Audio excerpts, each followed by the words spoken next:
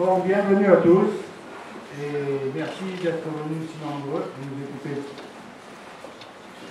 Bon, pour commencer, nous tenons à remercier la municipalité du Beaussais pour nous avoir prêté cette belle salle. Nous avions invité tous les élus de la communauté d'agglomération de Sainte-Bonne. Il y en a quelques-uns qui se sont excusés. Les excusés sont monsieur. Je vais parler plus fort. Ça va comme ça? Ok, c'est bon. Alors, les excusés sont monsieur le maire, madame la maire du Castellet, monsieur le maire de la Cadière-l'Azur, madame le maire de Ribourg, et puis je crois que c'est tout. Et puis alors les autres élus, a priori je ne les vois pas.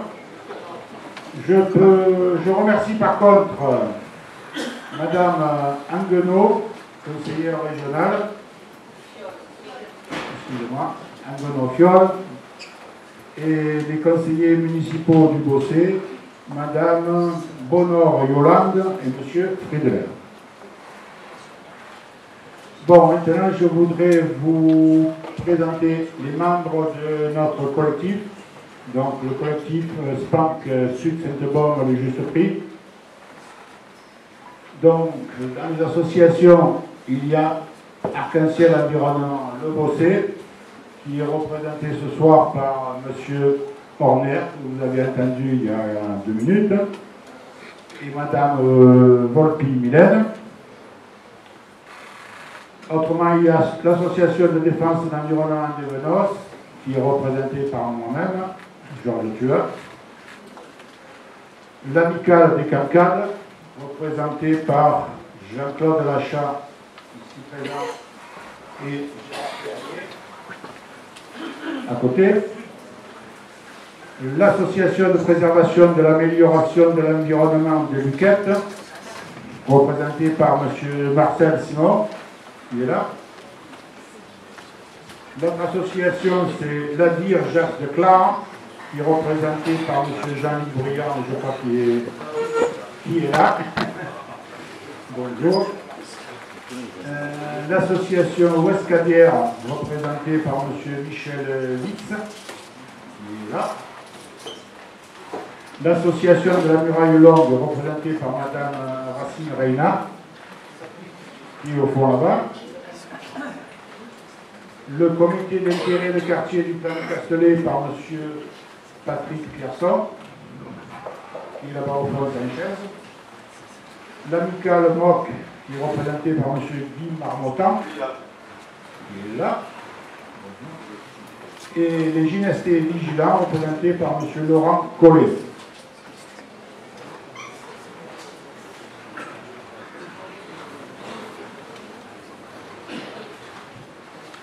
Bon, pour animer ce débat sur les ANC, nous avons le plaisir d'accueillir les représentants de la CLCV. Donc la CLCV, c'est une association nationale, l'association nationale Consommation, Logement et Cadre de Vie, qui est représentée ce soir par M. Alain Chausson, à ma droite, et M. Patrick Autière, qui est juste là. Voilà, donc M. Alain Chausson est le spécialiste national des questions d'assainissement, et M. Patrick Autière est le président de l'Union départementale de la CLCV. Pour le suivi médiatique, M. Mathieu Delaine, journaliste à la matin, s'excuse de ne pouvoir être présent. Par contre, M. Jacques Laurent, correspondant local, sera là. Et tout à l'heure, il y avait M. de la Provence. Voilà. Maintenant, nous allons un droit au sujet qui nous concerne, le SPANC. Donc, le SPANC. Qu'est-ce que le SPANC? Donc, le SPANC, c'est le service public d'assainissement non collectif. Vous devez commencer à le connaître. À l'origine, le SPANC est bénéfique pour la protection de l'environnement. Ça, il ne faut pas l'oublier. Par contre, sa mise en application dans la communauté d'agglomération pose de gros problèmes. aussi bien dans le prix demandé aux usagers que dans le service rendu. Ça, je pense que si vous êtes si nombreux, c'est que vous avez dû vous en rendre compte. Alors, dans un souci d'équité, nous demandons à la communauté d'agglomération de réviser le prix normalement élevé du contrôle, qui est à peu près 5 fois plus cher que partout ailleurs en France, de réviser la qualité du contrôle, la périodicité du contrôle, qui ici est toutes les 6 ans, et des modalités de paiement du contrôle. À l'heure actuelle, on a voulu nous faire croire qu'en divisant le prix par 6, ça faisait moins cher, mais quand on paye 63 € pendant 6 ans, la somme commence à devenir assez importante. Donc, la suite. Donc, alors, dans cette conférence de débat, le programme de la réunion va être donc la présentation des participants qui est faite. Après, nous aurons une intervention de M. Chausson, plaidoyer pour un renouveau de l'ANC et des SPAN. Après, nous parlerons du cas particulier du SPAN de Sud-Sainte-Baume. Et bien sûr, un grand sujet, vos questions et les réponses qu'on peut y apporter. Et pour finir, les conclusions. Bon, maintenant, je passe la parole à M. Alain Chausson, de la CNCV. Bonne soirée.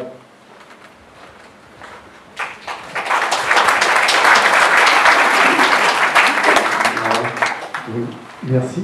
Merci. Donc, ce qu'on m'a demandé, c'est de retracer un petit peu en matière d'assainissement non collectif, d'où on vient, où on en est à peu près aujourd'hui et vers où on va. Hein. Et puis après, dans un deuxième temps, quand nos amis auront apporté des précisions complémentaires concernant Sud-Sainte-Baume, on pourra avoir un échange de questions-réponses, y compris sur des choses très pratico-pratiques, hein, de comment ça se passe. Voilà.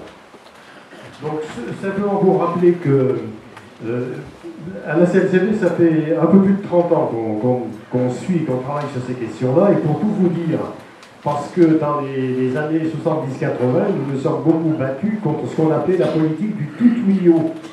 Parce qu'à l'époque, on voulait faire du collectif partout, avec des kilomètres de tuyaux sur de l'habitat dispersé, et qui coûtaient des fortunes. Et on s'est battu au niveau national pour qu'on reconnaisse l'assainissement individuel comme étant une possibilité, comme la possibilité plutôt la plus adaptée sur de l'habitat très, très dispersé. Et en fait, c'est donc une directive européenne de 1991 qui a été ensuite transposée dans la loi sur l'eau de 1992, qui a reconnu officiellement l'ANC, alors ce qui est devenu l'ANC, puisqu'on disait assainissement individuel à l'époque, comme étant donc le moyen permettant d'assainir les eaux usées domestiques et pour éviter des problèmes à la fois de santé publique et de nuisances environnementales. Ensuite, donc, ce sont la loi sur l'eau de 2006 et les lois Grenelle de l'environnement de 2012 qui ont apporté des précisions et qui, sous la pression des usagers, et notamment la nôtre, a commencé à nous rapporter de nouveaux droits sur lesquels je reviendrai tout à l'heure.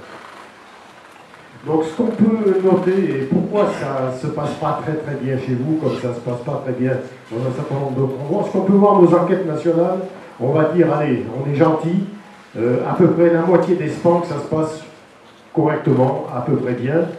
Un quart, vraiment, peut plus que mieux faire, et alors un quart, et vous êtes dans ce quart, m'a embarqué, où ça se passe très mal. Et pourquoi tout cela? Parce que ce qu'on peut dire en résumé, c'est que alors que les politiques publiques étaient connues sur l'assainissement, très peu de collectivités ont suffisamment préparé et anticipé les choses.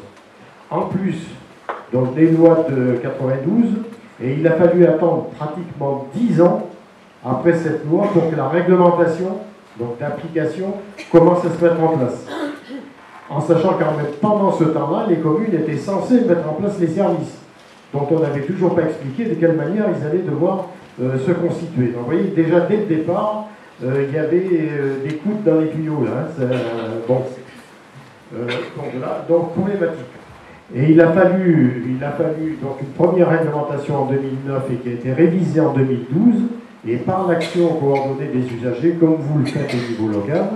Dans cette réglementation de 2012, on a fait déjà rectifier beaucoup de choses, et ce qu'on peut dire aujourd'hui, même s'il faut encore la faire modifier, et elle va l'être encore en 2017, si l'ensemble des collectivités connaissaient réellement et appliquaient réellement la réglementation telle qu'elle est aujourd'hui, 90% de nos problèmes seraient résolus. Donc, ce qu'on peut dire d'autre aussi, donc dans les obligations, on voit, je vais passer un petit peu plus rapidement pour laisser la place à la discussion tout à l'heure, des obligations de création des SPANC qui ont été repoussées à plusieurs reprises, puis finalement en 2005, tous les SPANC ne sont pas encore constitués sur le territoire. On évalue à peu près à une dizaine de pourcents des communes concernées qui n'ont pas encore mis en place leur SPANC. Et le premier contrôle des installations, qui s'appelle l'état des lieux, qui consiste à savoir exactement de quel type d'installation on dispose, où est-ce qu'il y en a, où est-ce qu'il n'y en a pas, etc. Donc tout cela, il y a eu plusieurs reports successifs aussi, et cet état des lieux devait être terminé en principe au 31 décembre 2012. Si j'ai bien compris, chez vous, on est à peu près aux 2/3 de cet état des lieux qui a été fait. C'est à peu près ça. Voilà, vous y reviendrez tout à l'heure. Ensuite, d'autres choses qui ont, sous notre pression, qui ont évolué aussi, la périodicité des contrôles. Dans les premières années des SPANC, arbitrairement, il avait été décidé que le contrôle périodique aurait lieu tous les 4 ans, 4-5 ans.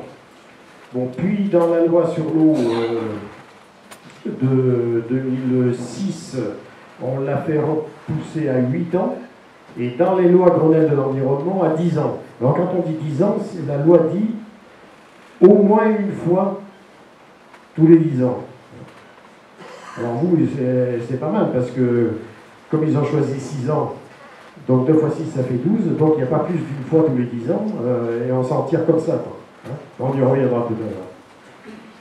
Ensuite aussi sur la fréquence des vidanges. Alors ça vaut pour ce qu'on appelle les filières traditionnelles, fosses septiques, fosses toutes eaux, ou certaines installations dites microstations qu'il faut aussi vidanger. Il y avait une pratique, et les premiers règlements de service disaient vidange tous les 4 ans, tous les 5 ans. Alors qu'on sait pertinemment, il y a des fosses septiques qui datent de la période napoléonienne, qui fonctionnent toujours très bien et qui ont été vidangées une fois, 2 fois. Bon. Enfin, en tout cas, ce que nous avons réussi avec la réglementation de 2012, c'est que ne soit plus fixé arbitrairement une périodicité, mais c'est le volume des boues contenus dans les fosses qui détermine la nécessité de la vidange. C'est-à-dire à partir du moment où le volume de ces boues atteint 50% du volume utile de la fosse. Bon, globalement, moi je suis moi-même un usager de l'ANC comme vous, pour une famille moyenne qui fonctionne normalement, qui ne jette pas n'importe quoi dans son installation, etc., une fosse toute eau, allez, on va dire 15-20 ans, ça peut être bon. Si on s'y prend différemment, quelquefois 8-10 ans. Enfin voilà, c'est quand même l'ordre de... En tout cas, la hauteur des bouts, et peut-être qu'on verra dans les discussions comment on s'y prend pour savoir ça. Et est-ce que le SPANC, par exemple, quand le technicien vient nous voir, est-ce que ça lui arrive de regarder, de mesurer la hauteur des bouts? Ah, il ne voit pas. C'est le meilleur moyen d'ailleurs. Bon, ensuite, alors le SPANC. Alors là, on va entrer dans quelque chose qui est assez particulier. Vous n'êtes pas le petit village breton, mais vous êtes le cas unique en France quand même. Donc, comme ça a été dit tout à l'heure, le SPANC est un établissement public. Donc, établissement public, juridiquement, un statut d'EPIC, c'est-à-dire établissement public à caractère industriel et commercial. C'est-à-dire qu'il doit assurer un certain nombre de missions obligatoires, et ces missions-là étant financées par des redevances. Et le principe en droit français étant qu'une redevance est due lorsque le service est rendu. Donc c'est un service public. Les règles de ces services publics, comme pour l'eau et comme pour l'assainissement collectif, comme pour les déchets d'ailleurs aussi, c'est le principe d'un budget autonome, c'est-à-dire que le budget de l'assainissement non collectif ne peut pas se mélanger avec celui de l'assainissement collectif, qui ne peut pas se mélanger non plus avec celui de l'eau. Il y a des possibilités pour les moins de 3000, mais bon, ce n'est pas votre cas, puisque vous êtes en main d'eau. Et donc autonome et équilibré, en charge et en produit. C'est-à-dire que la totalité des dépenses doit être payée par les redevances correspondant aux services qui sont rendus. Avec une possibilité, pendant les 5 premières années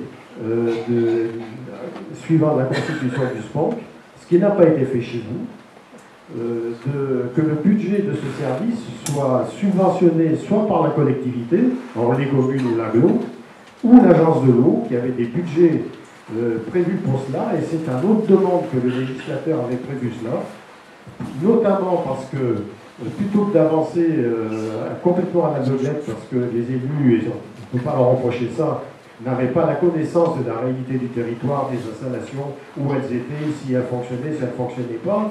Donc, pour pouvoir remplir leur mission, les SPANC avaient besoin, impérativement, de faire un premier contrôle pour connaître la réalité des choses. Et ce premier contrôle avait pour but premier de leur permettre ensuite d'assurer et d'assumer leur mission. Et c'est pour ça que le législateur avait prévu qu'il puisse y avoir des subventions de ce service, donc en dérogeant au fait que le budget est autonome, pour pouvoir assurer cette mise en route. Et on peut considérer au niveau national qu'à peu près 20% des SPANC n'ont pas facturé le premier contrôle, parce qu'ils ont fait le nécessaire en temps et en heure pour avoir les financements pour faire ce premier contrôle. C'est ce qui s'appelle le recensement ou l'état des lieux, enfin, ça dépend, voilà. Hein, voilà, c'était vraiment la connaissance de la réalité du territoire. Ensuite, donc gérer en régie directe, comme pour les autres services publics locaux, ou en délégation de services publics. Donc c'est alors ou de prestations, parce que ça peut être une régie et qui va payer des prestations à un professionnel pour faire par exemple le contrôle. Hein, mais ça devient à ce moment-là une prestation qu'on rémunère à l'acte la plupart du temps. Et d'ailleurs, les SPANC qui aujourd'hui posent le moins de problèmes, parce qu'ils sont arrivés à déterminer exactement leur structure, les effectifs, la façon de travailler, après avoir une connaissance précise de cet état des lieux, et qui ont procédé donc par vacation. Disant, voilà, on ne sait pas où on va, on ne connaît pas le nombre d'installations, on ne sait pas combien de fois il faudra faire des contrôles en fonction de la réalité locale, donc on va prendre la précaution de ne pas recruter tout de suite, et on va faire des vacations, et quand on aura fait l'état des lieux, et qu'on aura bien analysé de quoi le service a besoin pour fonctionner et remplir ses missions, là on va dire, ben voilà, il nous faut un poste, 2 postes, etc.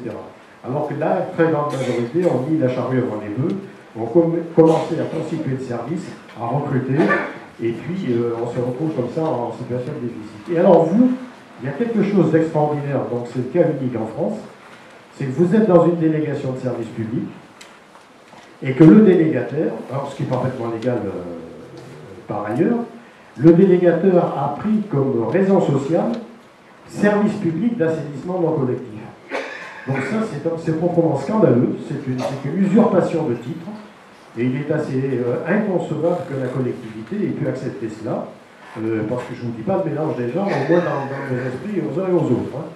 Donc le SPANC, service public d'assainissement non collectif, ne peut pas être la raison sociale d'une société privée, quelle qu'elle soit. Le règlement de service, donc, il détermine les droits et obligations des uns et des autres. Là aussi, ça ne peut pas être un arbitraire, et vous êtes dans une agglomération qui comporte plus de 50 000 habitants, donc vous avez le droit d'avoir une commission consultative des services publics locaux, et commission qui doit être saisie sur le contenu du règlement de service, etc. On va passer un petit peu plus vite. Le droit d'accès aux propriétés privées, donc effectivement la loi, on pourra y revenir dans vos questions tout à l'heure. Est-ce que je peux refuser qu'on vienne contrôler chez moi ou pas? On y reviendra dans les questions.